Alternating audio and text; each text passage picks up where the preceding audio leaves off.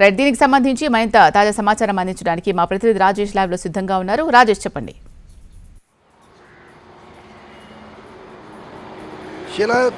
దావోస్లో ఏర్పాటు చేసిన world economic సదస్సులో దాదాపు ఆంధ్రప్రదేశ్కు పెద్దపీట వేసినట్టు తెలుస్తుంది. అయితే దాదాపు 2 లక్షల కోట్ల పైబడి పెట్టుబడులకు సుముఖం వ్యక్తం చేసినట్టు తెలుస్తుంది. అయితే ఇప్పటివరకు పూర్తి స్థాయిలో ఏ సంస్థలు ఆంధ్రప్రదేశ్కు రాబోతున్నాయి, ఆంధ్రప్రదేశ్తో ఎంఓఏలోకి అంగీకరించాయనేది పూర్తి వివరాలు సీఎంఓ నుంచి తెలియపోయినప్పటికీ కూడా 2 లక్షల కోట్ల పైబడి పెట్టుబడులకు సుముఖం వ్యక్తం చేసినట్టు, అదేవిధంగా దావోస్ పర్యటన దేశం నుంచి వెళ్ళిన ప్రతినిధుల్లో చూసుకుంటే సీనియర్ పొలిటీషియన్గా ముఖ్యమంత్రి చంద్రబాబు నాయుడు ఉంటూ దాదాపు ఆంధ్రప్రదేశ్, తెలంగాణ, మహారాష్ట్ర, కేరళకు చెందిన నేతలు అందరూ కూడా అక్కడ దావోస్ సదస్సులో ముఖ్యమంత్రి చంద్రబాబు నాయుడు ఆయన అనుభవాన్ని కూడా కొంత మేరకు తెలియపరిచినట్టు, దీంతోపాటు ఆంధ్రప్రదేశ్కు పెద్దపీట వేస్తున్నట్టు, వనరులు కూడా వర్షం కురిచే విధంగా తుఫాను మాదిరిగా పెద్ద ఎత్తున గతంలో ఎన్నడూ ఆంధ్రప్రదేశ్కు రాని నిధులు కూడా భారతదేశంలోని ఆంధ్రప్రదేశ్కు దావోస్ సదస్సు ద్వారా వస్తున్నాయనేసి తెలుస్తుంది. అయితే పూర్తి వివరాలను మాత్రం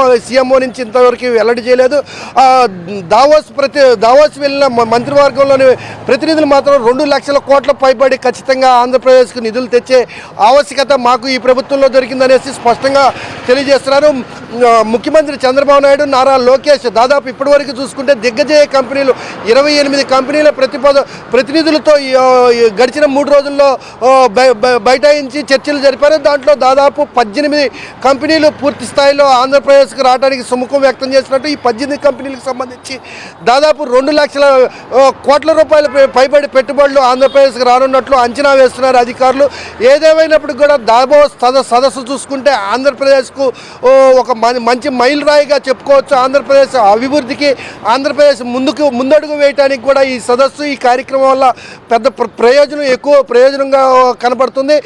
దావోస్ సమావేశాల్లో ఏదైతే 4 రోజుల పాటు దావోస్ సమావేశంలో ఈరోజు చివరి రోజు అయినప్పటికీ కూడా ఎక్కడా కూడా వెళ్ళిన మంత్రి మండలి కావచ్చు, ముఖ్యమంత్రి చంద్రబాబు నాయుడు కావచ్చు, ఎక్కడా సమయం వ్యక్తిగత పనులకు, వ్యక్తిగత విలాసాలకు ఎక్కడా కూడా వెచ్చించకుండా పూర్తి స్థాయిలో సదస్సు ఖచ్చితంగా ఆంధ్రప్రదేశ్ అభివృద్ధికి, ఆంధ్రప్రదేశ్ భవిష్యత్తు ప్రణాళిక అవసరమైన ప్రతిపాదనల పైనే పనిచేశారు వెళ్ళిన మంత్రులు కూడా, కేంద్ర రాష్ట్ర మంత్రులు కూడా. పూర్తి స్థాయిలో దావోస్ సదస్సు ఏదైతే ఉందో వరల్డ్ ఎకనామిక్ సదస్సు, ఈ సదస్సు ఆంధ్రప్రదేశ్ ప్రయోజనకరంగా ముందుకు తీసుకెళ్లే దిశగా లక్షల కోట్ల రూపాయలు, ఇప్పుడు అధికారులు అంచనా అయితే 2 లక్షల కోట్ల రూపాయల వరకు ఇప్పటికే ప్రతిపాదనలు అంగీకరించినట్టు తెలుస్తుంది. ఎక్కడా కూడా ఎంఓలు ఎవరికి రాలేదు. అయితే కొంత సమయం పట్టే అవకాశం ఉంది. అయితే పూర్తి స్థాయిలో వివరాలు దావోసిల్ ప్రతినిధులు ఏదైతే మంత్రివర్గంలో ఉన్నారో ఆ మంత్రులే పూర్తి వివరాలు అందిస్తారని చెప్పినప్పుడు కూడా అధికారులు అంచనా మాత్రం 2 లక్షల కోట్ల పైబడి ఆంధ్రప్రదేశ్ పెట్టుబడులు దొరుకుతాయి. అదేవిధంగా విమానాశ్రయ అభివృద్ధి, అదేవిధంగా ఆంధ్రప్రదేశ్లోని విశాఖ నగరం, అదేవిధంగా తీర ప్రాంతాల్లో ఉన్న పోర్టు ఏరియాల్లో ఏదైతే ఉందో అవసరమైన ప్రతిపాదనలు ఏవైతే ఉన్నాయో ఇప్పటికే అక్కడ ఉన్న దిగ్గజయ కంపెనీలకు ఇక్కడ ఉన్న వెసులుబాట్లు, ఇక్కడ ఉన్న పరిస్థితులు వివరించినట్టు తెలుస్తుంది. పూర్తి స్థాయిలో చూసుకుంటే దాదాపు ఇప్పటివరకు దేశంలో లేని కంపెనీలు కూడా కొత్తగా ఏర్పాటు చేసే విధంగా కూడా ముఖ్యమంత్రి చంద్రబాబు నాయుడు ఇప్పటికే అక్కడ ఉన్న ప్రతినిధులతో మాట్లాడేసి ఓకే చేసినట్టు కూడా తెలుస్తుంది. ఏదేమైనప్పటికీ కూడా ఈ దావోస్ పర్యటన గతంలో ఉన్న ప్రభుత్వ నాయకులు వెళ్ళినప్పుడు కూడా పెద్దగా రాష్ట్రానికి ప్రయోజనం లేనప్పటికీ కూడా ఈసారి మాత్రం పెద్ద ఎత్తున నిధులు వరదల్లాగా ప్రవహించే అవకాశం ఎక్కువగా ఉందని అధికారులు అంచనా వేస్తున్నారు. దీంతోపాటు మంత్రులు కూడా ఏదైతే దావోస్ పర్యటనలో ఉన్న మంత్రులు కూడా ఇక్కడున్న స్థానిక నేతలకు కూడా దావోస్ పర్యటన చరిత్రలో చెప్పుకోగలిగిన పర్యటన, చరిత్రలో మిగిలిపోతుంది. ఈ దావోస్ పర్యటనలో వేల కోట్ల రూపాయలు, లక్షల కోట్ల రూపాయలు ఆంధ్రప్రదేశ్ భవిష్యత్ ప్రణాళికకు, ఆంధ్రప్రదేశ్ ముందడుగు వేయడానికి, నిరుద్యోగులకి అసలుకి ఉపాధి కల్పించడానికి ఉపయోగపడుతుందని స్పష్టంగా తెలుపుతున్నారు. శిల, రైట్, ఈ దావోస్ పర్యటన ఇంకా ఎన్ని రోజులు కొనసాగే అవకాశం ఉంది రాజేష్?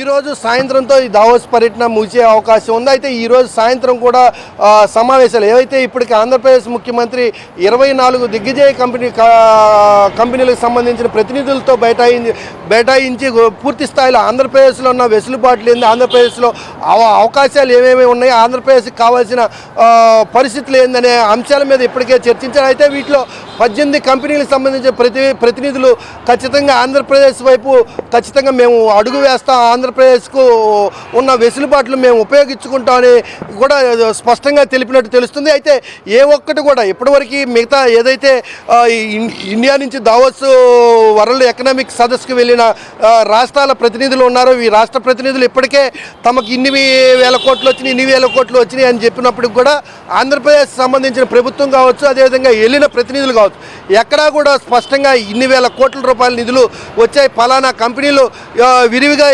ముందుకు వచ్చాయనే స్పష్టంగా ఎక్కడా కూడా చెప్పకుండా ఖచ్చితంగా వెళ్ళిన పని పూర్తి చేసుకొని విజయవంతంగా తిరిగి రావటమే లక్ష్యంగా ముఖ్యమంత్రి చంద్రబాబు నాయుడు కావచ్చు, బృందం కావచ్చు, ఎక్కడా కూడా లీకేజ్ లేకుండా, ఎక్కడా కూడా ఆంధ్రప్రదేశ్ ప్రయోజనాలు ఎక్కడెక్కడ ఏ కంపెనీలతో మాట్లాడుతున్నాం అనేది పూర్తిగా సమీక్షలతోనే సమయాన్ని పూర్తిగా ఏవైతే ఇన్వెస్టర్స్ ఉన్నారో వీళ్ళతో సమీక్షల కోసమే ఉన్నారు. కానీ ఎక్కడా కూడా తమ చేసిన కృషిని ముందుగానే చెప్పుకునే పనిలో ఎక్కడ కనపడలేదు. అయితే అధికారులకు కూడా పూర్తి స్థాయిలో అక్కడ ఏం జరిగింది, ఎంత మేరకు ప్రతిపాదనలు, ఈ లక్షల కోట్ల రూపాయలు ఏ కంపెనీలకు సంబంధించి వస్తాయనే అంచనాలు కూడా వేయలేని పరిస్థితి. ఎందుకంటే పూర్తి స్థాయిలో ఆంధ్రప్రదేశ్ అభివృద్ధి, ఆంధ్రప్రదేశ్ భవిష్యత్తులో ముందుకు తీసుకెళ్లే దిశగానే ఈ దావోస్ పర్యటన కనబడుతుంది. శిలా.